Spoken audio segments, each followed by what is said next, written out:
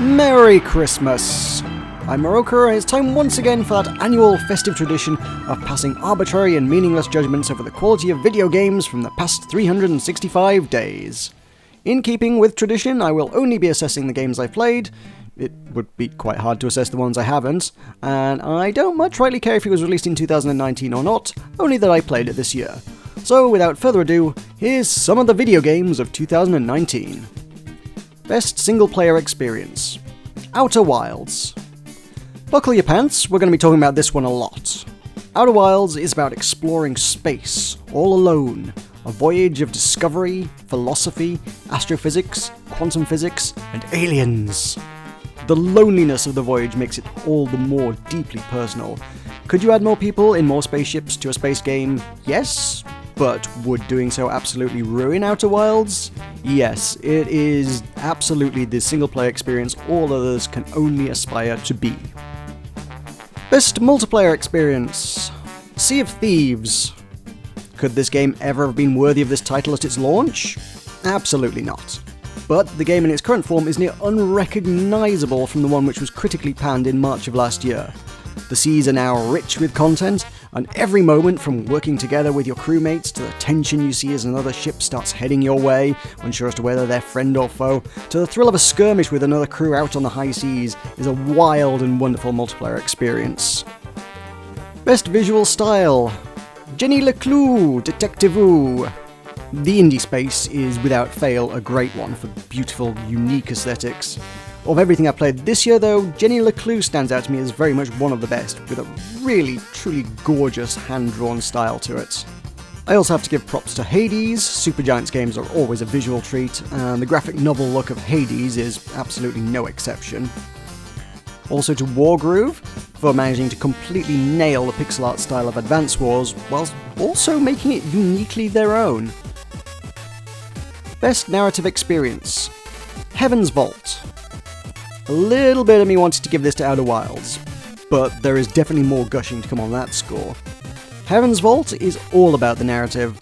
A wildly branching and non-linear story with twists, intrigue, plenty of characters to both love and hate, and a deliciously epic space opera theme which I adore. There are no shortage of honourable mentions too though. Outer Wilds, as I say, for its own epic non-linear story with a bit more showing than telling. Hades, despite being a roguelike, it has some stonkingly good writing. Dialogue and conversations with characters are rarely, if ever, repeated, and there's always a bit more world to uncover. Neocab is a really solidly enjoyable bit of cyberpunk mystery, although let down a bit by a slightly underwhelming ending, but that might also be because I'm bad at emotions and I got a bad ending. Jenny Leclue is likewise a good mystery romp, likewise also tarnished by the ending, finishing on a bit of an abrupt cliffhanger. Elsinore is based on Shakespeare, so it should kind of go without saying that it's a good bit of story. Old Will did make a reputation for himself for being a bit of a good storyteller. Best Soundtrack. Outer Wilds. For better or for worse, the way I always find I end up rating a game's soundtrack as being good is if I want to listen to more of it when I'm done with the game. And I think Outer Wilds is probably the only game I've actually really done that with this year. Andrew Pralo's soundtrack is suitably epic, atmospheric, and haunting. It does stay with you for a good while after you've finished playing. Muse Dash also gets a nod from me for being a game built entirely around some very enjoyable Asian pop tunes. Best Mobile Game. I can't say I give much time or energy to exploring the mobile market really. So honestly, the only game I've spent any real amount of time with is Pokemon Go, in spite of it occupying this particular award space for the last 2 or 3 years maybe? I still think it's a good game though, it continues to get updates and fresh content every few weeks. Best Surprises. Outer Wilds was not even on my radar at all until it kept showing up in my Twitter feed and rather intriguing me. And even then, when I set out, I had very little idea of what to expect, and absolutely no idea that I would fall quite so in love with it. Heaven's Vault was a game I was vaguely aware of, and thought sounded extremely niche. It was only actually at a visit to EGX that I realised it was made by the same folks who made Sorcery and 80 Days, both of which I adore, and suddenly came to the realisation that translating dead alien languages was extremely awesome. The whap whap, you tried, award for effort. It's always kind of interesting to take a look back at the year and see which games I was quite hyped for, but extremely let down by. In this case, Mario Kart Tour was probably the only other mobile game I've played this year outside of Pokemon Go, and it is definitely the biggest desecration of a much-loved franchise this year. It launched without multiplayer. I'm sorry, how did you mess that up? It's Mario Kart. But yet, it still tries to pretend that all of your AI opponents are real people, and then on top of that, it's grindy tedium jammed full of gacha mechanics. The only way to reliably score highly on a level is to have the best drivers, and the only way to get the best drivers is to gamble for them.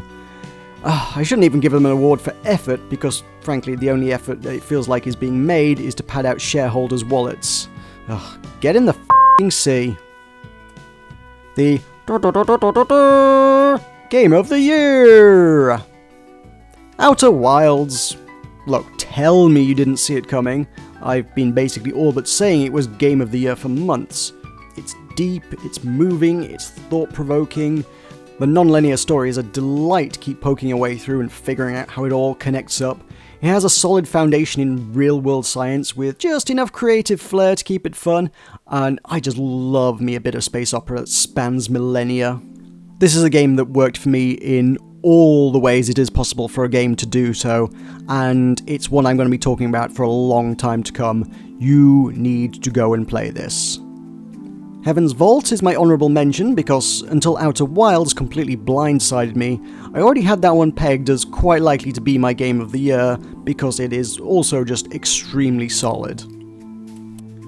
And so we look ahead to 2020, a new year, a new decade.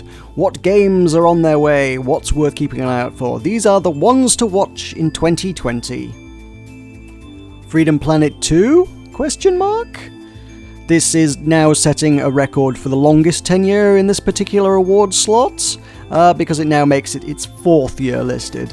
And there may be more years yet to come, because let's be honest, the first game took a long time to make. ETA on this still TBD, so yeah, keep an eye on that.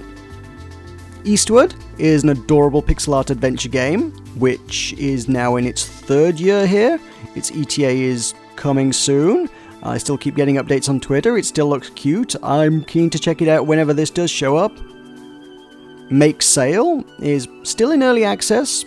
I genuinely actually haven't played it at all this year, and I also know that development stopped for a while for them in order to work on an entirely new project, but then that's also finished now, and so work on Make Sail has actually resumed, so I look forward to seeing where that goes.